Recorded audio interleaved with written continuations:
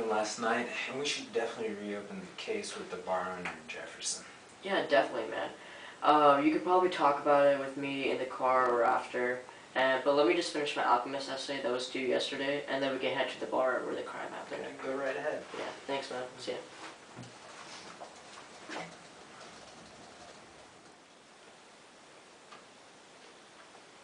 Hey, it's dark in here. Can't even see anything. Can you see anything, Rob? Rob? I just noticed the dead owner here, and they just left him like this, without a proper burial. It's so just sick. It's disgusting. This man's been here for years. Well, alright. I'm gonna go investigate some stuff somewhere else. Okay. You know, stay here and don't get too crazy. Yeah, I'm just gonna go to sleep for a little bit.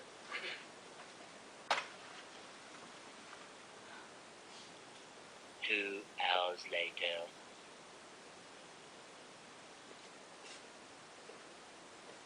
Rob! Rob! Rob, wake up. Wait, what happened? I found the 2 guns I was using for murder. Uh-huh. Okay. I guess we'll just head back to the office and, like, look at it with Dr. Lee. Yeah. I really need to go to sleep, man. Let's get out of here. Yeah.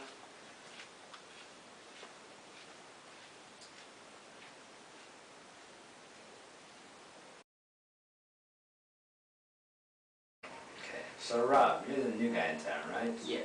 So you don't know anything about this case? No. Okay, well, let me give you a rundown. So Jefferson, he's out and about, and he hitches a ride from 2 buddies, Brother and Bear, who happen to be brothers. So he gets in the car with him, and they take him into town. They take him to a bar. Now, Mr. Grope is the owner of this bar. Mr. Grope knows Jefferson, so he's not alarmed by this. So they're making small talk, and Brother and Bear order some drinks. And Brother and Bear don't have any money for the drinks. So Mr. Grope, he's not having that. He says, no, you can't have any drinks. And Bear goes around the counter. Mr. Grope pulls his gun. Then Brother and Bear both pull their guns. And then they get into a shootout. Oh my god. And all 3 of them die. Oh. Okay, so Jefferson, he's left.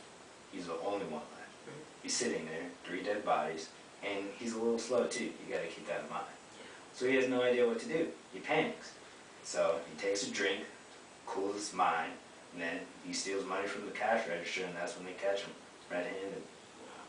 So he was just there at the wrong place at the wrong time. Yeah, he caught him. No evidence. It escalated really quickly.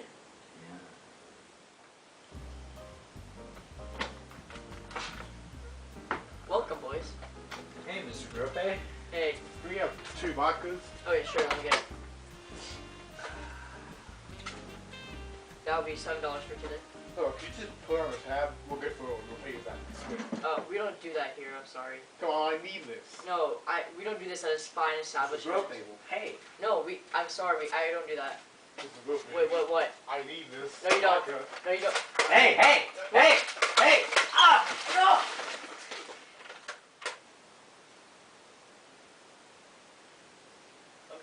Okay, Jared, let's see what we got from the bar. Yeah, Dr. Lee should be able to scan these guns for us. Yeah. Oh, what brings you two today? Hello. Well, my colleague and I are reopening the murder case of Jefferson at Grope's bar, and we'd like you to scan these guns for us. Alright, let me just show this from the fingerprint scanner real quick. Okay, we'll be right back.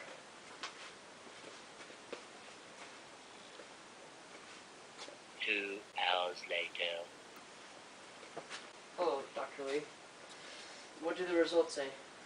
They say that only Brother and Grope held the guns, which proves that Jefferson did not commit any murder. Aha! I knew it. They only accused him because he was black. Yeah, the past is the past, but now we have proved him innocent, and now we have cleared his name. Thanks, Doctor.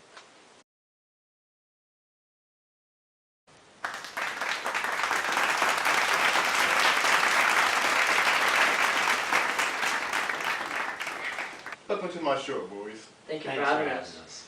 So, tonight I want to talk about the investigation of the murder at Grope's bar in 1948 with Jefferson, Brother, Bear, and the owner. Well, I was thinking about it a few nights ago, because we don't really get that many triple homicides here, and it just bugged me that they didn't scan any of the weapons for fingerprints at all.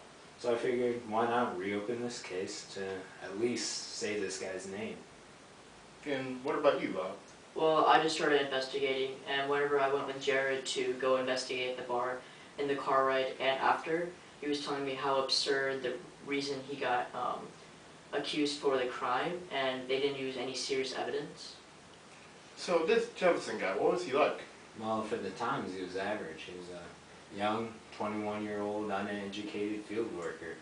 And he lived a pretty average life until he was accused of murder and robbery, and then he spent the rest of his life in prison, waiting for an inevitable execution. Very interesting, yet very sad. Yeah, indeed. He lived in a bad time for black people. They didn't have equal rights, and he was a scapegoat. 3 people died, and he had to pay the price for it. So, what happened after Jefferson got caught? So he was taken to court right after with the police, and he was tried guilty of robbery and murder, and he was sentenced to be executed, which really frustrated me when me and Jerry were talking about this, because they took this so lightly and gave him such a major consequence, which wasn't really right. So, thank you for sharing information about the investigation. And I do agree that the judiciary system should have asked for more evidence such a serious accusation. And I am proud of you, boys, for trying to clear Jefferson's name. Thank you. Thank you. It's been an honor. So what was your name again? Grant Williams. And you visited Jefferson several times before the execution, correct? Yeah. Well, what was it like the first time you visited Jefferson? Well, when we first entered, we met Deputy Paul. I didn't really like him, and I was sure he didn't like me either. He had us empty our pockets, and he told us that Jefferson had been quiet, not making any disturbances or anything like that. After explaining the things that we couldn't bring to the cell, he brought us Jefferson. What was Jefferson like during the first visit?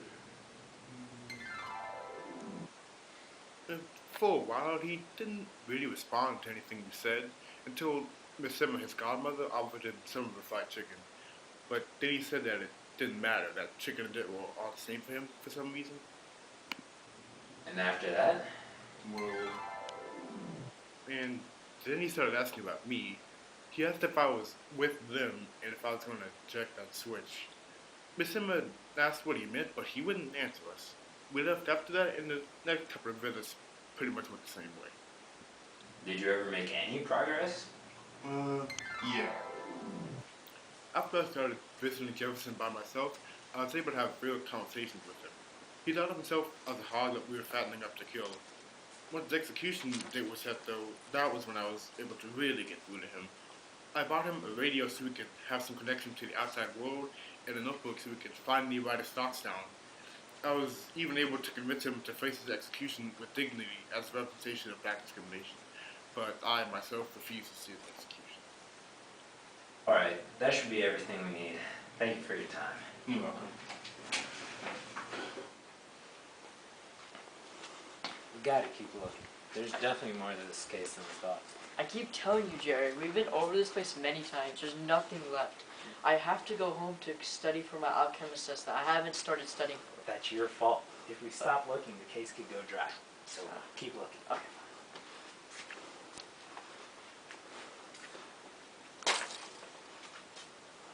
Jared, look what I found. Let me see it.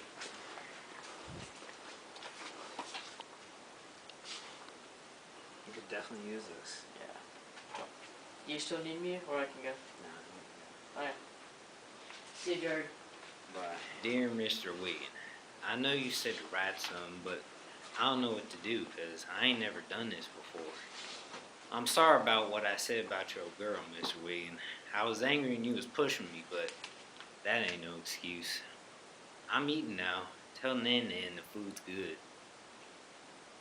I'm real tired, Mr. Wiggin. I can't get no sleep because I keep dreaming.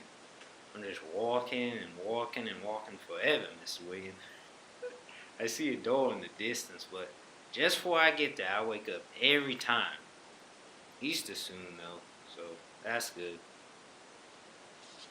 Easter weren't no good. Reverend Ambrose just hounded me all day, asking me about the Lord and why he died, when he died. He said if I could ask for forgiveness, That would make Nan happy. Still can't sleep, Mr. Wiggin. This time I was thinking about the Lord. It ain't fair, Mr. Wiggin. Lord ain't do right by me, but Reverend say he loved me. That don't make no sense, Mr. Wiggin. Ever since I was young, all I did was haul that pail and brought the water to the workers and they got it. The Lord don't work for no poor folk like me. Only a few days now, Mr. Wiggin. Don't tell Nan, but I hope I can see her one more time. There's a lot of folk here, and I'm not sure why they're here. A lot of them spoke to me real kind, and so many cheering came too.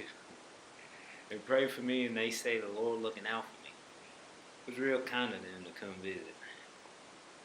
I'm really trying to listen, Mr. Wiggin, but I just can't, sir. Folk like me just meant to haul water and cut wood. Nan look real tired, and they old, Mr. Wiggin. They got to help her get up. I worry about her lots, Mr. Wiggin. I really tried not to cry, Mr. Wiggin, but it's just too much for me, Mr. Wiggin. I'm sorry. Sheriff asked me what I want for supper, and I told him I want some of Nan cooking and some ice cream for dessert. I'm nervous. I can hear my teeth chatting, and I ain't sleep at all, but sun coming up now, Mr. Wiggin. Sky blue. Goodbye, Mr. Wiggin. Tell him I'm strong. Sincerely, Jefferson. All these damn chains, modern slavery. But this ain't 1800, so they pay me. Cash, yeah.